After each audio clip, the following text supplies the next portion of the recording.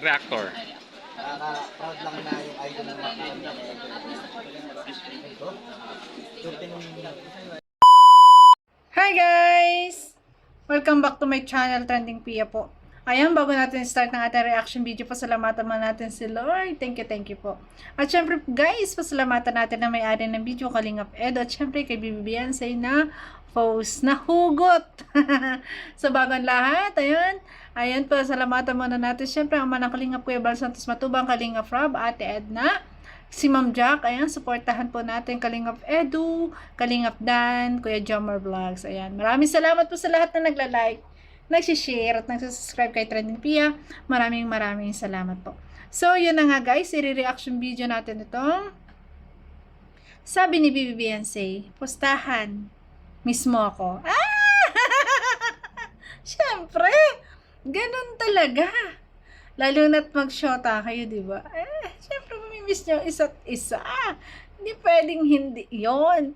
At syempre, sa mga ganyang edad, lagi syempre mamimiss, kamustahan, message, di ba?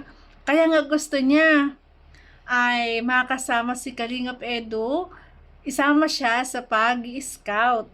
Na gusto pa nga niya ay 4 na buwan, sabi nga doon sa live po ni Kuya Ren, 4 na buwan, 4 na araw, sabi doon po sa live ni Kuya Rensen. Kaso, hindi pwede.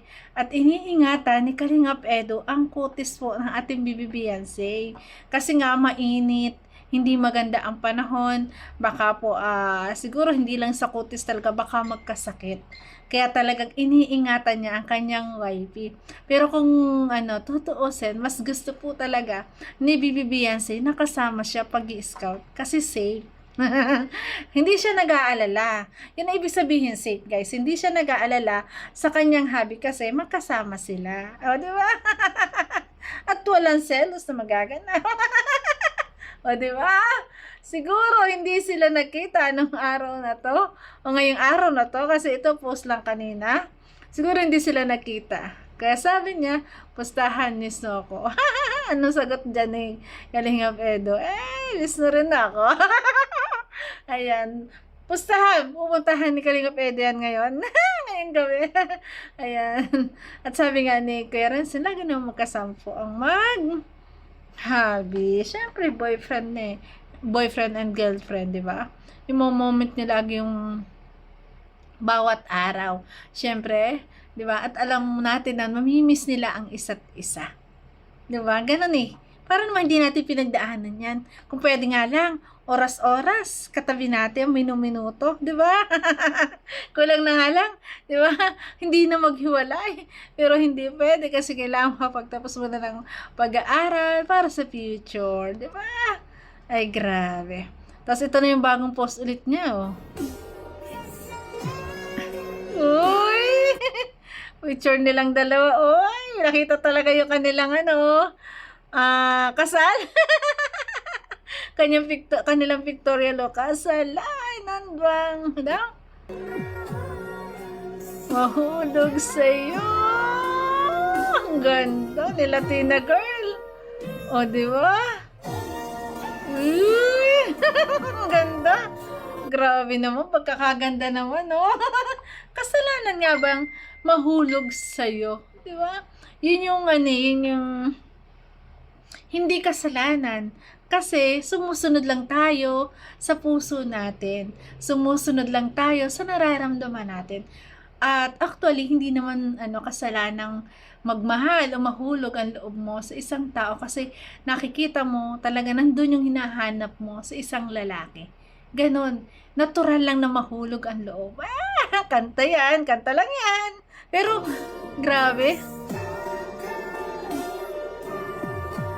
Pero guys, kahit kanta lang yan, ang lalim po ng ang lalim ng ibig sabihin. At doon sa kantang yon, talagang nandun yung sa puso niya na hindi niya akalain na mahulog talaga yung loob niya. Na siguro akala love team lang, 'di ba? Partner lang, pero syempre hindi nagtagal talagang nahuhulog yung loob Sadyang ganon. Kasi tao lang tayo. Siyempre, pag may mabuting ginagawa sa atin, nahuhulog yung loob natin. At siyempre, kung tayo nga kinikilig, siya pang hindi makilig, hindi pa kiligin, ano? Siya pang hindi kiligin. Kung tayo nga lahat, kinikilig tayo eh. Di ba? Siya pa? Grabe. Kaya hindi kasalanan ng mahulog ang loob, Bibi Beyonce.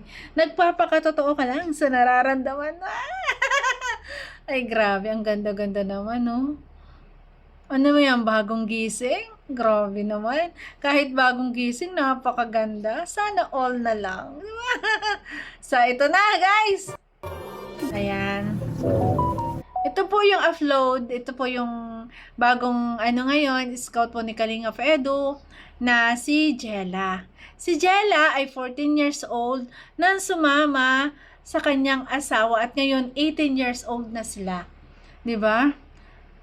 Kitang-kita mo pa rin bakas na bakas sa kanyang katauhan na ang bata pa niyang nag-asawa. Talagang sinunod niya agad ang puso niya.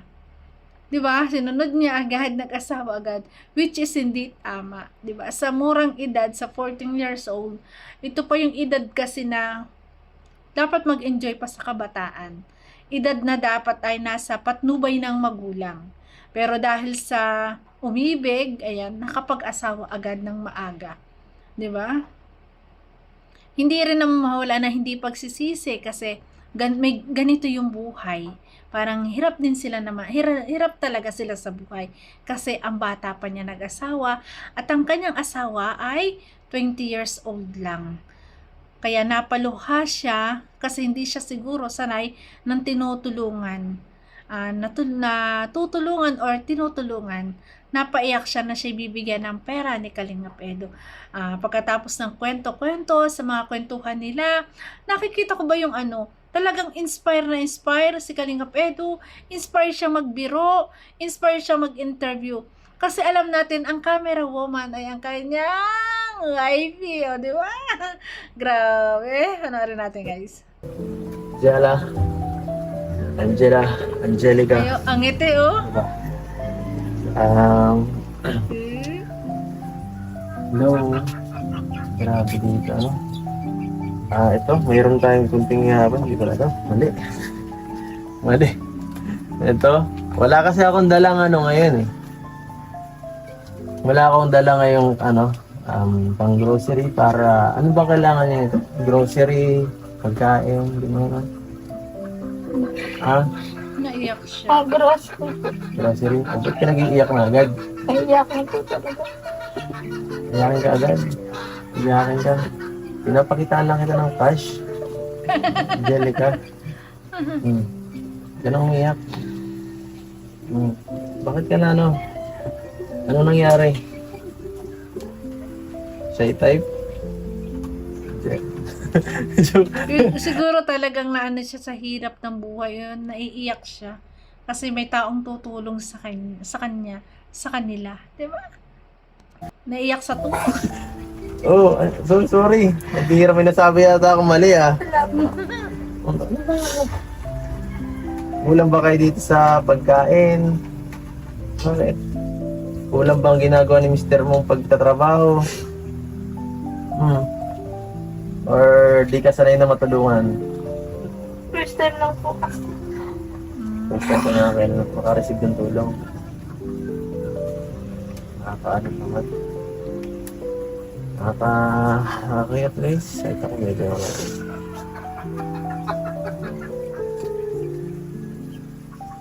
okay lang yan.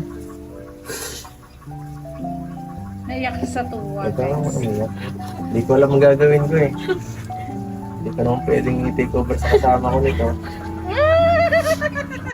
Ayun, hindi kita naman na i-take over sa kasama ko kasi hindi nga niya ipakita sa camera ang kanyang YP. Doon ko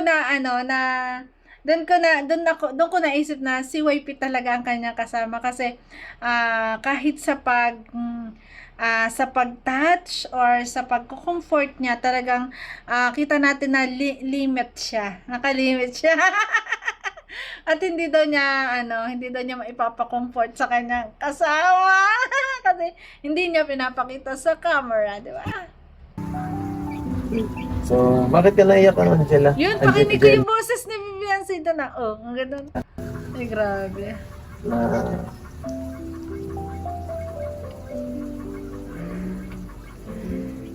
Nakakaiyak. Naaral lang.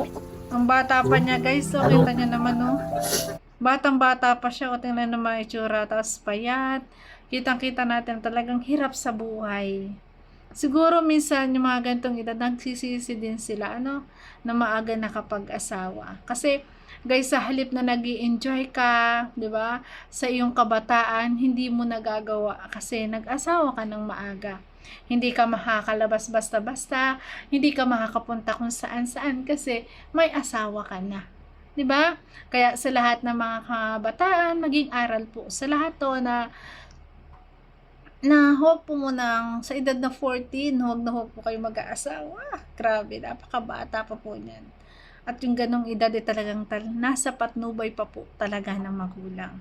Kaya sana pag-isipan, ayan, ang mga kids kasi minsan nagre-rebelde, ayan, gusto nila, 'di ba? Ayaw paawat sa kanilang mga magulang, kaya ganito minsan ang nagiging kinabukasan. Kaya siguro si Jella ay ganito naiiyak, no? Grabe. Para po makakaangat na po.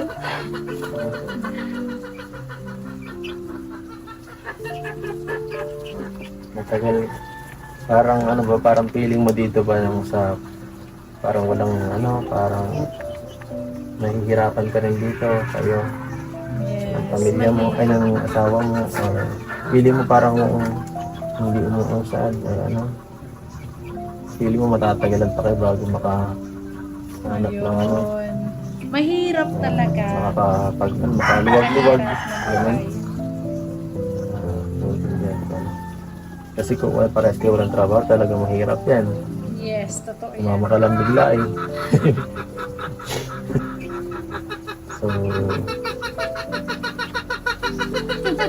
So ito, sana Pero ay ganda-ganda maging yan. Ganda maliit din na yan. halaga pero sana makatulong. So ito muna, tanggapin nyo Angela. Ay, Jella. Maganda rin si Jelay. Napaganda rin niya. Pag humingiti, Black Beauty.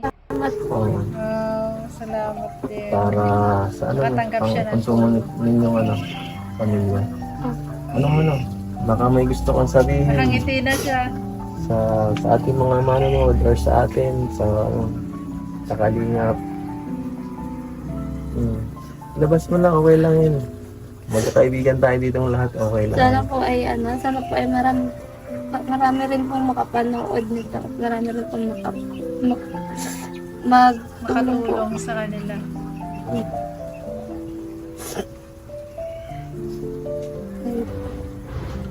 Parang gagawin ko lang pagkita. Kasi po birthday po yung biyanan ko po Napakabait sa naman niya. 26 po. Kaya po nag-iipon po kami para po may ihanda ng kaunti po. Ayun. Ang bait naman niya. Kaya handa daw. Grabe. Handa sa birthday ng kanyang biyanan. Nung po. Nag-picnic. Tapos po nga picnic po ulit kami sa 26 sa birthday po yung biyanan. Dahan-dahan lang sa paggastos ha. Kasi, Ayun nga naman. Nag-iipon rin po para po makabili rin po ng sarili mo na to. Bakit? Anong gagawin sa motor? Wala po, para po service po pag nauwi po kami. Labo? Bisita kayo sa magulang mo? Ganun. Ayun, naririnig ko yung boses ni Vivian Say. At napapansin ko talaga kay Jella, nakangiti siya. Nangiti siya kay wifey dito sa harap, di ba? Halatang-halata natin, no? Sige. Tama yan, kayo. Ng mga mahalagang gamit, yung ipundar nyo. Yung talaga makakatulong sa nyo, sa buhay nyo na yung mag-asawa pa, tama. Mag-live-in. Live-in pa lang Mag-live-in. Sige Jella, di na ako magtatagal dito no, baka magluluto ka pa yata ng wala pa kayong ulam eh. Pansin ko lang. At nakakahiya dito Nakaluto naman ako. Parang busy ka pa dito. Naglalabas. Sige, salamat sa sa oras. At pagka naman Tingin lungkot lagi siya din, kay baka sunod wifey, makabalik pa kami dito. Nakatingin siya kay At mas Mimi may, Yasay. alam mo, may mga iba pang supporters na ano, sponsors na makakita sa video na to at gustong tumulong, ano. At yan po, si Jella po. Kung gusto niyo po magpaano, paabot ng tulong, kontakin niyo lang po Facebook page natin. Sige po, Yun. So, yan guys, no? Grabe. Sana maging aral sa kabataan na huwag muna mag-asawa ng bata pa. Kasi syempre, hindi, yun, paulit-ulit ko sinasabi na talagang mahirap pag maaga ka nag-asawa. Kasi hindi mo na mai-enjoy ang buhay ng pagiging dalaga. 'Di ba? At yung mga time na yun, yung mga 14 years old, 'di ba? Nagbabahay-bahayan pa tayo doon. Naglalaro-laro pa. Nasa consent pa talaga yun ng magulang. Bilang aral po, ayan. Sa ibang kabataan, enjoy nyo muna inyong buhay at mag-aral muna para pagdating na kayo nagkaroon ng pamilya, makakuha kayo ng magandang trabaho at syempre para tulong kayo mag-asawa sa pagbuo ng inyong pamilya, sa inyong kabuhayan, tulong. Kasi sa panahon ito, maganda po ay tulong kasi napakamahal ngayon ang bilihin, lahat ay mahal, 'di ba? Kaya talaga napakahirap, 'di ba? Na maaga ka mag-aasawa na hindi mo napagplanuhan lalo't wala kang trabaho. 'Di ba? Hindi porket mahal mo, isipin mo rin syempre yung future mo. At kung sakaling magkaanak ka, dapat isipin mo rin na may maganda ba akong maibigay na kinabukasan sa anak ko. Pero sa bagay, diskarte lang yan sa buhay. So, yan. Grabe. Nakatutuwa ako. Andito si Way. At sabi nga daw ni Kalingap Edo, ayan, na gusto ni wifey laging kasama. Kaso, si Kalingap Edo, kahit gusto niyang kasama, siya na yung ayaw niyang palagi kasi nga, iniingatan din niya ang beauty. Siyempre, ang kanyang wifey kasi nga, model. Di ba? So, yun guys, thank you for watching at kung nagustuhan mo reaction video ko, baka pwede po like, share, and subscribe. Trending Pia po. Maraming salamat. God bless. I love you. Ingat palagi.